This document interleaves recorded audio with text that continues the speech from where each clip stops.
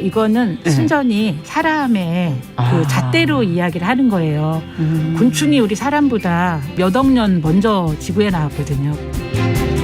세상을 보는 따뜻한 시선. 정용실의 뉴스 브런치. 네, 정용실의 뉴스 브런치 듣고 계신 지금 시각 11시 37분 향해 가고 있습니다. 자, 이번에는 손희정의 문화비평 시간입니다. 대중매체와 저희가 사회문화 현상 깊고 까칠하게 좀 들여다보겠습니다.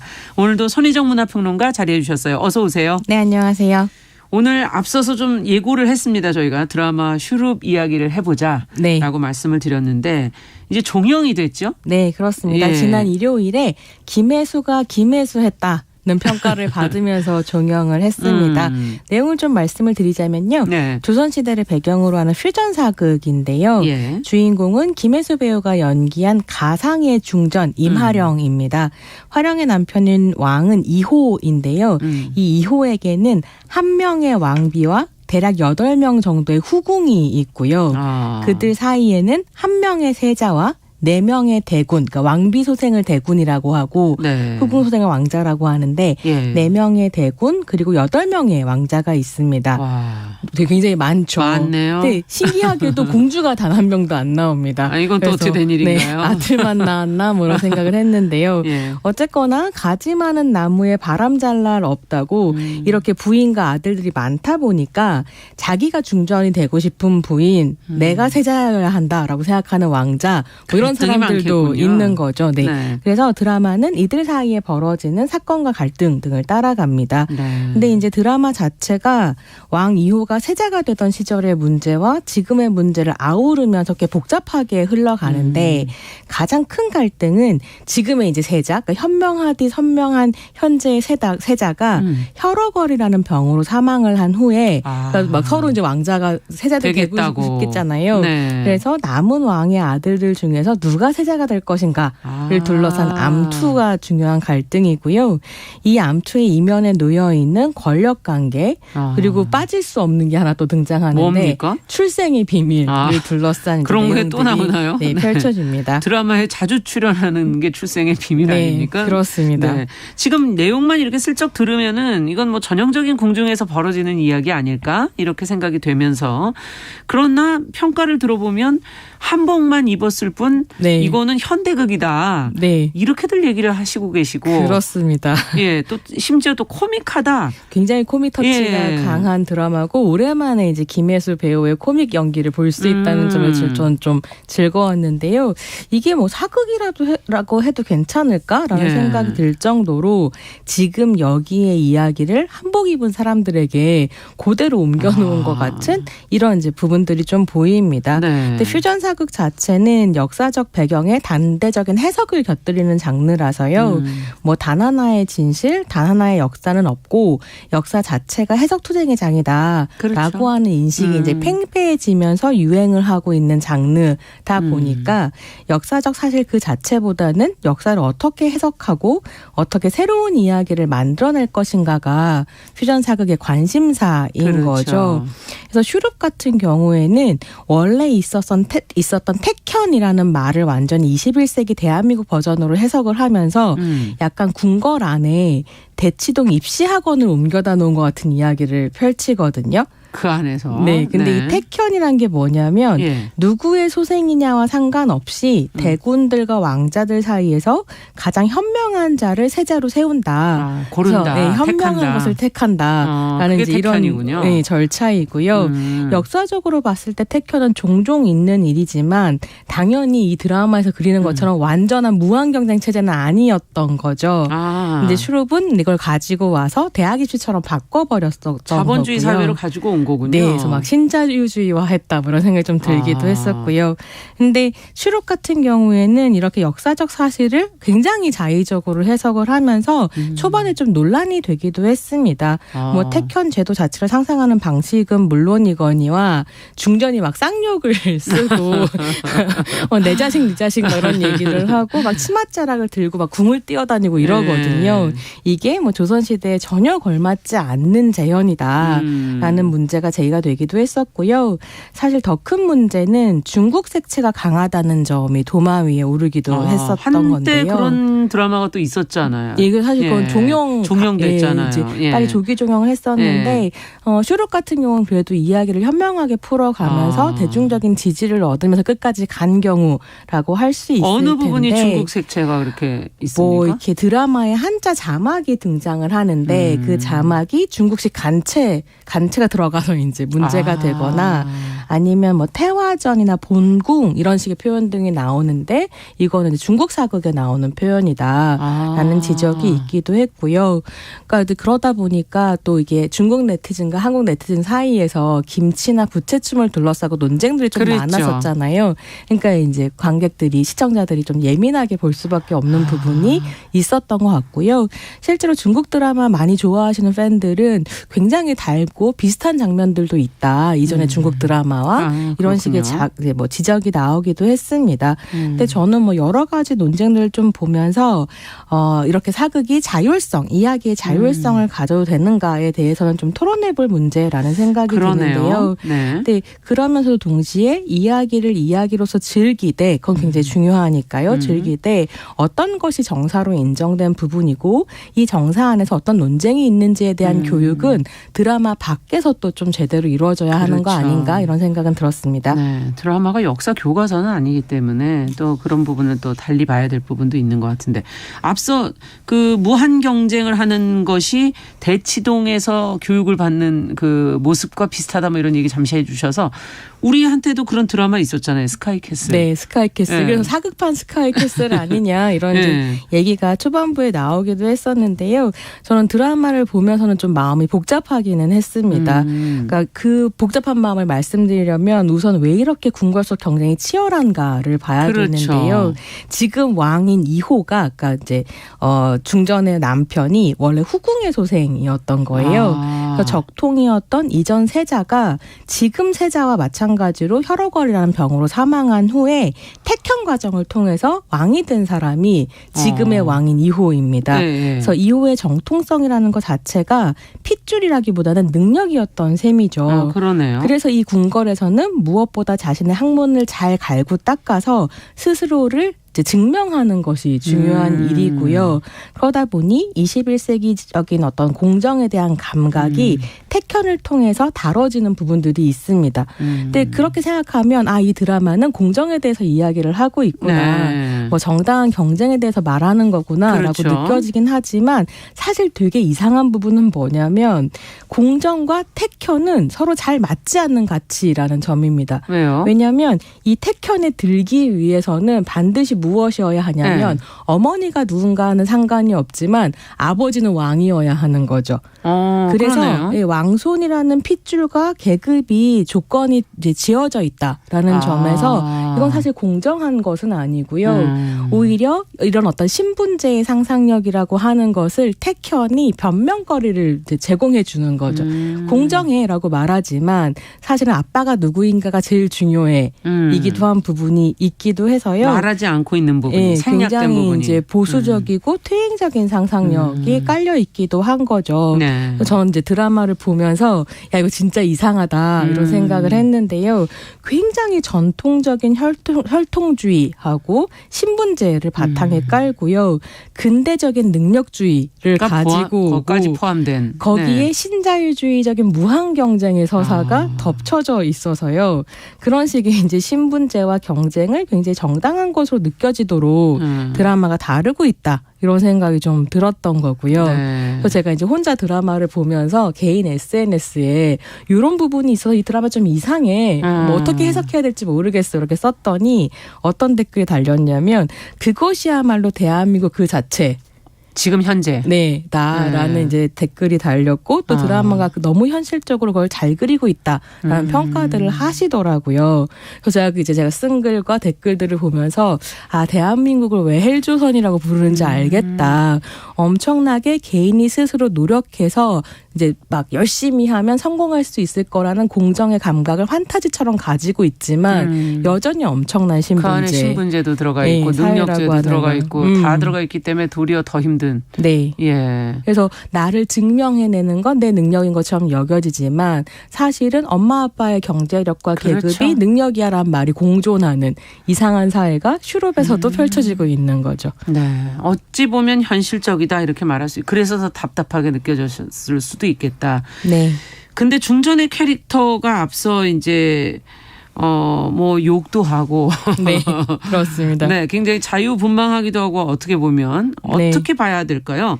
품이 넓고 뭐 야망도 있다. 뭐 네. 이렇게 봐야 되는 건지. 뭐 드라마 초반부를 보면 그냥 너무 슈퍼맘의 헬리콥터맘이다 이런 생각이 들어요. 왜냐하면 아들들을 궁궐에서 인정받게 만들고 그들의 입지를 지키기 위해서라면 뭐든지 할 것처럼 보이거든요.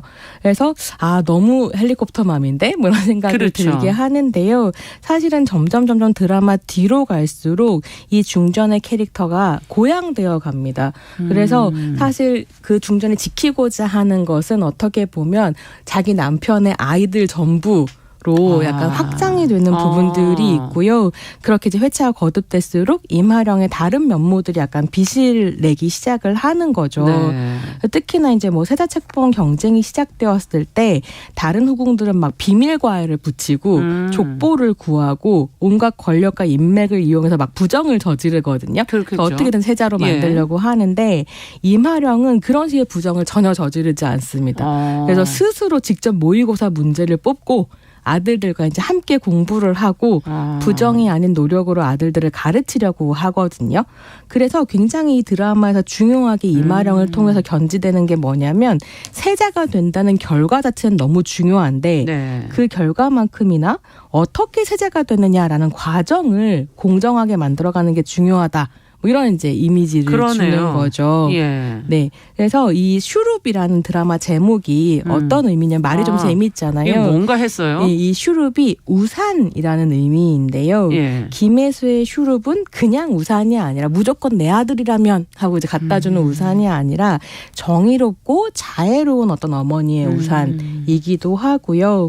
근데 또 이제 마음이 복잡한 건 드라마 이제 맨 마지막에 가게 되면 그렇게 자신의 우산으로 고이고이 잘 키운 아들이 결국 김혜수 약간 연기한 중전의 우산이 돼준다라는 어떤 이미지로 드라마 끝나거든요. 네. 그래서 잘 키운 아들 하나가 나를 살린다는 서사인가. 네. 이게 어떻게 보면 기존의 그 여성들이 파워를 권력을 갖게 되는 과정이잖아요. 방식이기도 하죠. 예. 네. 복잡한 마음이 좀 들기도 그렇군요. 했습니다. 그러면 그 사극 속에서 나오는 그런 여성의 어떤 모습, 그 한계, 이거를 뭐 벗어난 건가요? 지금 그런 모습을 얘기해 주시니까 또 이건 전혀 예전과 똑같은가 이런 생각도 들기도 그러니까 하는데. 굉장히 전통적인 모성 이데올로기를 감동 포인트와 전체적인 기본 구조로 가져간다라고 하는 점에서는 크게 벗어났다고 보기는 힘들 텐데 그럼에도 불구하고 이 드라마에 대해서 김혜수가 김혜수했다라는 평가가 나오는 거 사실 김혜수라는 사람의 이미지는 전통적인 어머니의 이미지는 사극하고는 아니거든요. 좀 안 어울리잖아요, 원래. 그보다는 여성 리더, 예. 뭐 걸크 이런 예. 이제 센 언니 이런 이미지이기도 그렇죠. 하잖아요. 그래서 앞에서 잠깐 말씀드린 것처럼 중전 임하령이라는 캐릭터가 단순히 교육열에 휩싸인 그러니까 보통 드라마에서 그리는 스테레오타입화된 모성을 보여주는 캐릭터는 아니거든요. 그래서 뭐라 그럴까요? 아까도 이제 말씀드렸던 것처럼 1회부터 점점 고양되는 캐릭터인데요.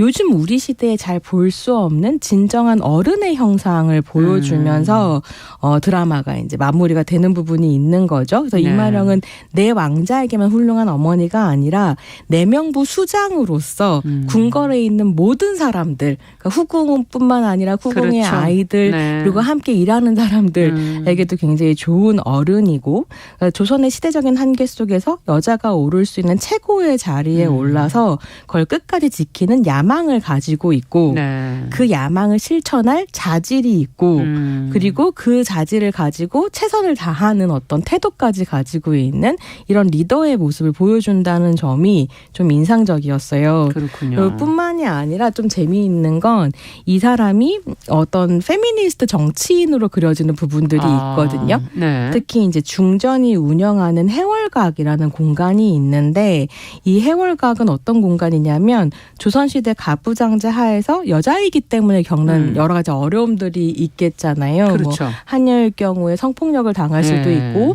아니면 어떤 저런 이유들로 집에서 쫓겨날 수도 있고 그런 어려움을 겪는 여성들, 갈 곳이 없는 여성들을 거두어서 이제 거처를 제공하고 교육을 하고 자립할 수 있도록 도와주는 공간입니다. 그래서 왜 이걸 운영하는가라고 하면 국모로서의 어떤 역할이 그것이다. 이게 말이 국모이긴 하지만 사실 정치인의 역할로 다뤄지거든요. 예.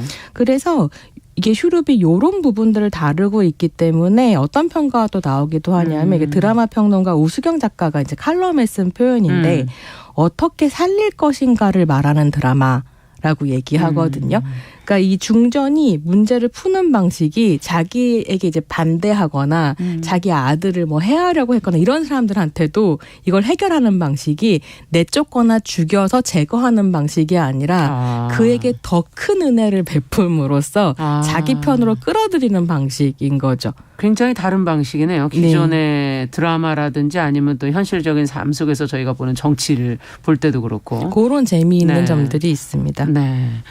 왕자 중에 한 명은 또 성소수자로 지금 나왔는데 주인공은 아니었지만 그래도 이렇게 좀 성의 있게 그려지고 있다라는 평가도 있고 어떻게 보십니까? 이게 중전의 세 번째 아들인 개성대군이요. 지금의 개념으로 설명하자면 트랜스젠더 여성으로 그려지거든요. 드라마에서는 남자의 몸에 여인의 마음을 품은 자라고 이제 표현을 하는데요. 실제로 조선시대의 퀴어한 존재가 어떻게 이제 다루어졌는지 그렇죠. 어떤 대접을 받았는지 이런 건 저희가 다 일일이 확인을 할 수는 없지만 말씀드렸던 것처럼 이 드라마는 그냥 조선시대를 배경으로 할 뿐 현대의 문제를 그리고 있잖아요. 그러니까 한국 사회에서 트랜스젠더에 대해서 어떤 편견을 가지고 있는지 어떻게 차별하는지라고 하는 문제의식이 위해서 그 자식, 그러니까 어떻게 보면 다른 사람들과 조금 다를 수도 있는 아들을 어떻게 품는가라고 하는 걸 이 드라마가 너무 잘 보여주고 굉장히 감동적인 부분이 있었거든요. 근데 그랬을 때 어떤 장면이 나오냐면 이제 중전이 개성대군을 불러서 자기가 결혼하기 전에 가지고 온 비녀를 하나를 줘요. 그래서 이게 우리 어머니가 나한테 준 거였고 내가 딸을 낳으면 주고 싶었는데 네가 내 딸이다라는 의미로 이제 어떻게 보면 그 정체성을 인정해 준 거네요. 네. 그래서 있는 그대로 이제 아들을 받아들이고 근데 또 개성대군을 둘러싸고 어떤 문제가 펼쳐지냐면 그러니까 좀 그때 당시 봤을 때 이상한 존재라는 개념이 있는 거잖아요. 그래서 개성대군의 정체성을 이용해서 중전이 아들 잘못 키워서 이렇게 됐다라고 흠집을 잡으려는 또 세력이 등장하고 이걸 또 중전이 어떻게 해결하는가가 이야기의 이제 중요한 축을 또 차지하고 있는 부분이 있죠. 지금까지 이제 그 어떤 인물 특히 중전을 중심으로 저희가 쭉 들여다봤고 또 그 아들 왕자의 얘기도 잠시 해봤는데 이 외에 좀 흥미롭게 보신 부분은 또 없는지. 이게 2010년대의 퓨전 사극들이 대체로 선군 선망을 그리고 있었다고 저는 생각하거든요. 그러니까 점점점 어른이 없어진 시대에 좋은 리더가 없는 시대에 현실에서 리더를 찾을 수가 없으니까 대중문화의 상상력에서 그 리더들을 그렸단 말이에요. 특히나 이제 노무현 전 대통령이 서거하신 후에 뿌리 깊은 나무나 이런 드라마나 광해 같은 영화를 보면 이 노무현을 모델로 하는 선군이 등장을 하거나 아니면 창궐 같은 드라마에서는 문재인 대통령의 형상을 이제 선군의 이름으로 가지고 와서 보여주는 부분들이 있었습니다. 근데 퓨전 사극이 영화는 영화일 뿐이라는 생각이 그냥 머무는 게 아니라 굉장히 정치적인 텍스트들이거든요. 당대적인 해석을 갖다 붙이기 때문에 그러다 보니까 퓨전 사극을 통해서 선군이 가능하다. 좋은 리더를 우리는 만날 수 있다라는 어떤 열망 같은 게 살아있었던 것 같은데 제가 최근에 극장에서 올빼미라는 퓨전 사극을 봤는데요. 유해진, 유준열 배우가 이제 주인공인 작품인데 이 올빼미로 가니까 선군이나 좋은 아버지에 대한 상상력이 싹 사라졌더라고요.